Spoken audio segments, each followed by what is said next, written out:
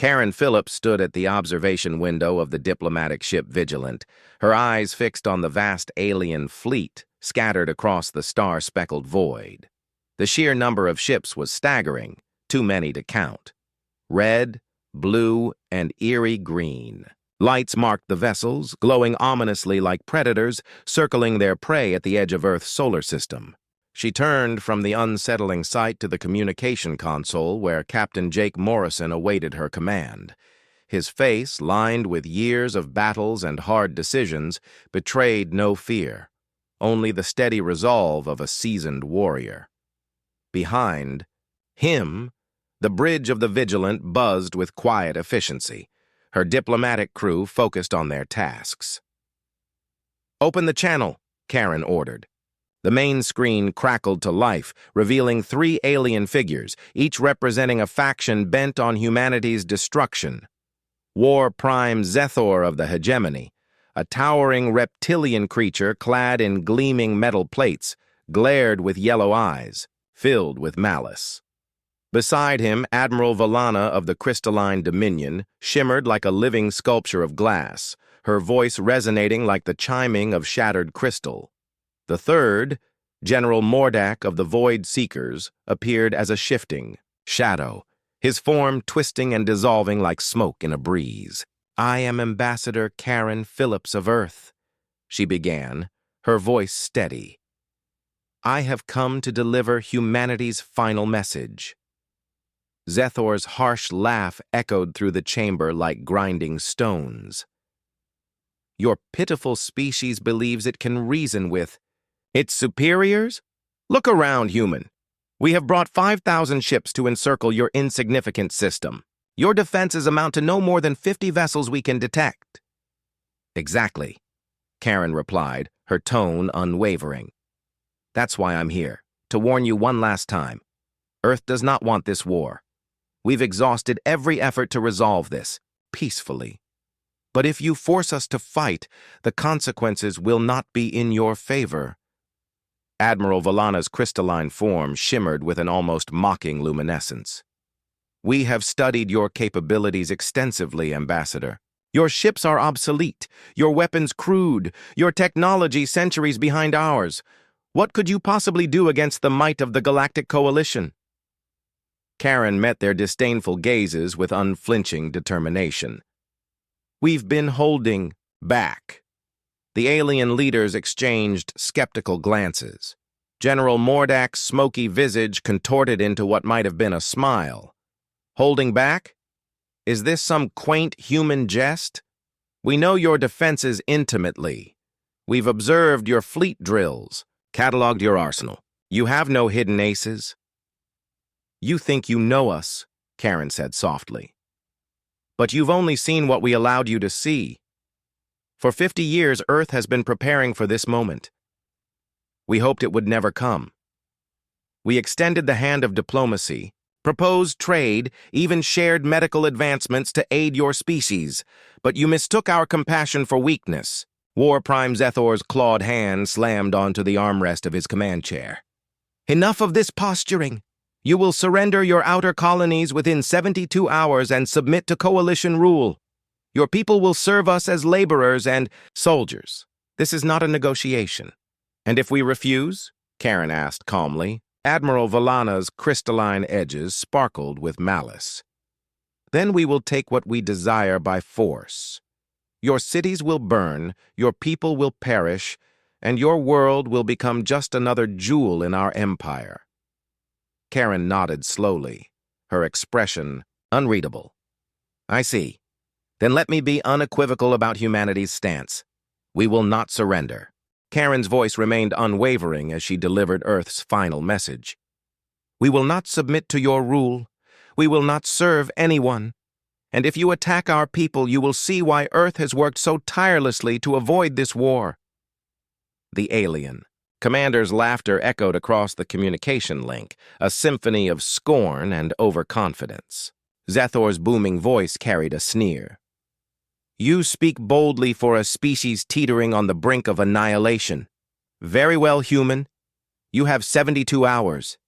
Use them wisely to bid farewell to your world." The screen abruptly went dark. Captain Morrison stepped closer to Karen, his voice steady but tinged with tension. "Should we return to Earth, Ambassador?" Karen gave a curt nod. "Yes. Our work here is done. They've been warned." As the Vigilant turned away from the alien fleet, Karen sent a brief coded message to Earth. 3 words carried the weight of humanity's survival. The mask falls. On Earth, deep beneath the Capitol in the fortified Situation Room, President Dan Blake presided over a gathering of humanity's true leaders. General Lisa Carter, a woman who had spent her life preparing for this very moment, sat at the table alongside other key military and scientific minds. In front of her lay a secure folder, its cover adorned with unrecognizable symbols. The president's voice was grave but resolute. "They've refused our final offer. The coalition fleet will breach our system within hours. It's time to activate Protocol 7. General Carter's response was swift. She lifted the red phone linked to Earth's most secret installations. Her voice carried across hidden networks, reaching every corner of humanity's covert defenses. "This is General Carter. Authorization Omega 77. All units, prepare for full revelation. Repeat, prepare for full revelation." On the moon's dark side, in a facility buried beneath the regolith, Dr. Alex Thompson monitored an array of screens. What had long appeared as dormant systems began to stir. Engines of massive, hidden warships hummed to life, shedding their cloaks of secrecy. Weapons systems that had existed only in classified documents began to charge. Defense platforms, disguised as mundane mining stations, revealed their true nature. On Mars, Commander Amy Rodriguez received her orders. Around her, a colonial settlement sprang into action. Blast doors slid open, unveiling colossal weapon arrays capable of annihilating entire fleets. Underground hangars buzzed with activity, as fighter squadrons, officially non-existent, readied for battle. In the asteroid belt near Jupiter, Captain Ben Parker received the command he'd waited 2 decades to hear. A veteran miner in appearance only, Parker and his crew had long feigned the role of asteroid harvesters. Now they're camouflaged vessels, powered up, transforming from innocuous miners to a deadly hidden fleet. Unaware of the brewing storm, the alien coalition fleet pressed forward, their arrogance blinding them to the trap ahead. War Prime Zethor observed his tactical displays, confident in his superiority. The reports aligned perfectly with his expectations. A scattering of outdated Earth ships, a few primitive defense platforms, and harmless mining operations in the asteroid belt. "Report," Zethor barked to his weapons officer. "War Prime, we've detected human mining stations ahead. No significant weapon signatures, standard industrial platforms." Zethor allowed himself a grim smile. The humans were as predictable as the intelligence reports suggested. "Begin attack runs on the mining stations," he commanded. The first wave of coalition fighters descended on what appeared to be a simple mining platform. They didn't realize they had triggered the end of their own illusion of dominance. Among the asteroid belt, Captain Ben Parker sat calmly in the command center of his station, watching the approaching coalition ships on his monitors. For 20 years, he had waited for this moment. His voice carried unshaken resolve as he spoke. Into his communicator. "All stations, this is Mining Platform 7. The party's about to begin. Drop the masks on my signal." The coalition fighters opened fire, their energy beams slamming into the platform. Expecting fragile industrial shields, they were shocked when their attacks ricocheted harmlessly off an armor stronger than anything they had encountered. The mining platform began to shift and transform. Panels slid aside, revealing an array of advanced weaponry hidden beneath its industrial facade. What once appeared to be a simple structure turned into a bristling war machine equipped with state-of-the-art cannons and missile launchers. Across the asteroid belt, dozens of similar transformations unfolded. Seemingly innocent mining platforms revealed their true nature as fortified military installations, each one a deadly ambush, waiting to spring. Admiral Valana of the Crystalline Dominion watched the unfolding chaos with disbelief. Her crystalline form shimmered with confusion as she stared at the tactical displays. "What is happening?" she demanded. The answer came in a devastating volley of energy beams. Coalition fighters disintegrated under the platform's relentless firepower. What the aliens thought were harmless mining stations were, in fact, humanity's hidden fortresses, waiting silently in the belt for decades. Captain Parker smirked as his station obliterated an entire squadron of enemy fighters. "Welcome to the real human military," he said, satisfaction evident in his tone.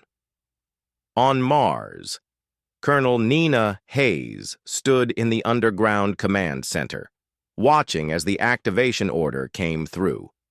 From space, the red planet appeared peaceful. Its domed cities and modest orbital satellites painted a picture of a simple agricultural colony. But beneath its surface, Mars hid secrets that would shake the galaxy. "Activate the grid," Colonel Hayes ordered. Across the planet, structures disguised as communication towers began to shift. Rising higher, they unfolded to reveal enormous, concealed weapons.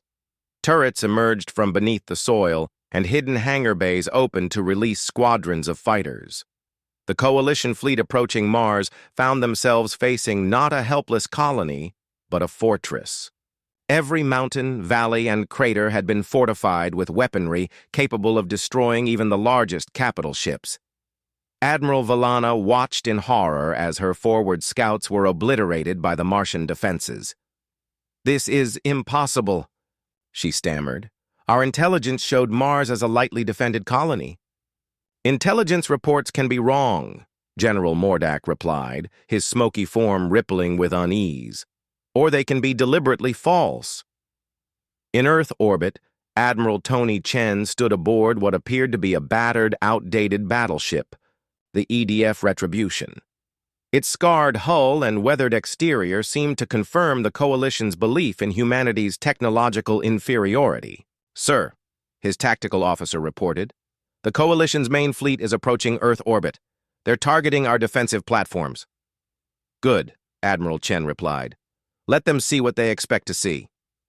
As predicted, the Coalition fleet opened fire, destroying ancient-looking space stations and satellites with precision. To them, it appeared that Earth's defenses were crumbling. Then Admiral Chen issued a single command. "Drop the disguises!" The transformation was instantaneous and astonishing. The worn, decrepit ships shimmered and vanished, replaced by sleek, advanced vessels with gleaming hulls and cutting-edge weapons. The Retribution and its companions had used holographic camouflage to hide their true capabilities. On the Coalition flagship, War Prime Zethor stared at his tactical displays in stunned disbelief. "This is impossible," he growled. "The human fleet was supposed to be 50 outdated ships. Where did these 200 advanced vessels come from?" Admiral Chen answered the question with firepower.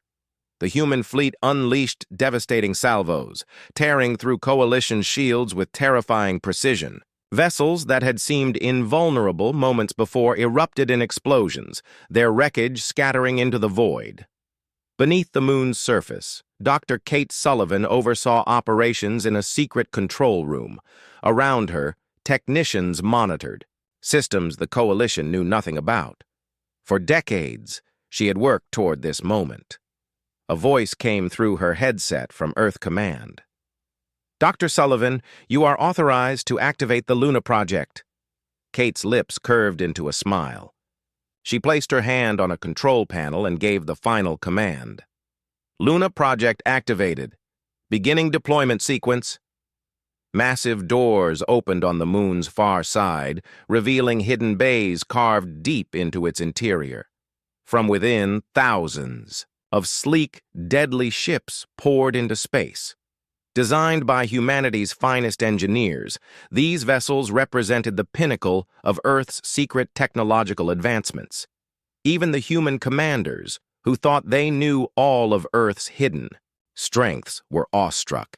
Humanity's greatest secret was now unleashed, and the galaxy would never be the same. The EDF Sovereign bristled with weapons powered by advanced energy systems, shielded by barriers that absorbed and redirected incoming fire. As Captain Mary Fox surveyed the tactical display, she saw the Coalition fleet faltering under the relentless assault. "Target the flagship," she ordered. Her voice was calm, but her eyes betrayed a glint of steely resolve. "It's time to cut off the head." The Sovereign's main cannon began charging, its energy signature lighting up the darkness of space. Coalition ships scrambled to defend their leader, but human squadrons intercepted them with precision. Commander Rick Barnes and his Dragon Squadron tore through the enemy lines, ensuring no reinforcements could reach the War Prime. On the Coalition flagship, War Prime Zethor's composure was cracking. "Redirect all fire to that human ship," he roared, pointing to the Sovereign, but it was too late. The Sovereign fired its main cannon, a beam of pure energy slicing through the flagship's shields and hull. The ship erupted in a fiery explosion, scattering debris into the void. Back on Earth, President Dan Blake watched the battle unfold from the Situation Room. Around him, advisors and military leaders coordinated the planet's defenses and counterattacks. "We've got them on the run," General Lisa Carter reported. "Their fleet is breaking formation." "Good," President Blake replied. "But let's make one thing clear. This isn't just about victory. Send the message. We do not seek conquest. We seek peace. But if anyone threatens our survival, they will find no refuge in the galaxy." Across the solar system, the Coalition forces were in disarray. The hidden human fleet, planetary defenses, and advanced tactics were overwhelming their invaders. What had seemed like an easy conquest had turned into a catastrophic defeat. On the Moon, Dr. Kate Sullivan smiled as she received confirmation of the Coalition's retreat. "Fleet deployment at 80%, her assistant reported. "Shall we continue pursuit?" "Negative," she replied. "We've made our point. Let them carry the message back home." As the remnants of the Coalition fleet limped away, humanity's forces held their ground, ready for any counterattack. The galaxy had underestimated Earth, and now, for the first time in decades, humanity stood not as a vulnerable species, but as a force to be reckoned with. The battle. Now, barely a fraction remained. Coalition vessels that had once been symbols of dominance and terror were reduced to debris floating in the void. Admiral Steve Garcia leaned forward in his command chair, his face a mask of grim determination. "Sweep the battlefield," he ordered. "No enemy ship escapes unless they surrender immediately." On the Coalition flagship, War Prime Zethor's expression was a mix of fury and despair. His once proud fleet, the product of centuries of interstellar conquest, was now nothing more than a scattered and broken force. "Retreat!" he bellowed to his remaining commanders. "Fall back to the outer systems. We must regroup." But the humans were not giving them that luxury. Admiral Garcia's Operation Clean Sweep was in full effect. Human ships, sleek and coordinated, hunted down stragglers with merciless efficiency. Coalition vessels that tried to escape through warp drives were intercepted by specialized interdiction. Ships, their engines disabled before they could flee. Back on Earth, President Dan Blake addressed the Situation Room as updates poured in. "Admiral Garcia reports that the Coalition fleet is in full retreat," General Lisa Carter confirmed. "Their remaining forces are scattered and disorganized." "Good," the President replied. "But we're not here to exterminate. Humanity fights for survival, not conquest. Ensure any fleeing ships are allowed to leave our system if they cease hostilities." General Carter nodded. "Understood, sir. I'll relay the orders." In the hidden lunar base, Dr. Kate Sullivan received word of the battle's conclusion. She watched as the last Coalition ships were either destroyed or retreated into the darkness of space. "Begin de-escalation protocols," she instructed her team. "Let's show the galaxy that humanity isn't just powerful. We're principled. As the dust settled, humanity stood victorious. The Coalition's ambitions to subjugate Earth had been utterly shattered. War Prime Zethor and his remaining forces limped back to their territories. Their arrogance turned into a stark and bitter lesson. Earth had not only survived, but had demonstrated that it was a force unlike anything the galaxy had seen before. The Coalition's defeat sent shockwaves through the interstellar community, a warning to any who might consider underestimating humanity again. And as the stars returned to their quiet vigil over a battered but triumphant Earth, one truth became clear. Humanity had earned its place among the stars, and it would defend it fiercely. In the weeks following the Coalition's defeat, Earth's influence spread at an unprecedented pace. Former Coalition members, fearful of sharing the same fate, petitioned to join humanity's growing alliance. Diplomatic envoys, escorted by heavily armed human fleets, negotiated terms of integration. Some worlds embraced their new overlords, grateful for liberation from corrupt Coalition leadership. Others resisted, only to be met with swift, decisive action. In every case, humanity demonstrated an unyielding stance. Resistance would be futile. The Galactic Assembly. The first Galactic Assembly convened aboard the EDF Unity, a massive orbital station constructed with technology humanity had kept hidden until now. Representatives from dozens of species gathered under Earth's banner, their tones subdued, their gestures deferential. The assembly was a symbol of the galaxy's new reality, humanity as the dominant power. President Dan Blake addressed the assembly from Earth via quantum communication. His words were firm but tempered with a promise of stability. Humanity does not seek conquest, but peace through strength. The galaxy has suffered from division and conflict for too long. Under our leadership, we will ensure security, prosperity, and mutual respect. But let it be clear, any act of aggression against Earth or its allies will be met with the same resolve you witnessed in the Sol system. Technological revolution. With the Coalition's defeat, humanity no longer needed to hide its advancements. Technologies that had been developed in secrecy were now shared with its allies. Quantum disruptors, stealth-piercing sensors, and self-sustaining orbital habitats became the backbone of the new galactic infrastructure. Earth's cities, already fortified against orbital threats, now transformed into hubs of interstellar commerce and innovation. Meanwhile, the hidden lunar shipyards that had birthed humanity's secret fleet expanded their operations, producing vessels not just for defense, but for exploration and colonization.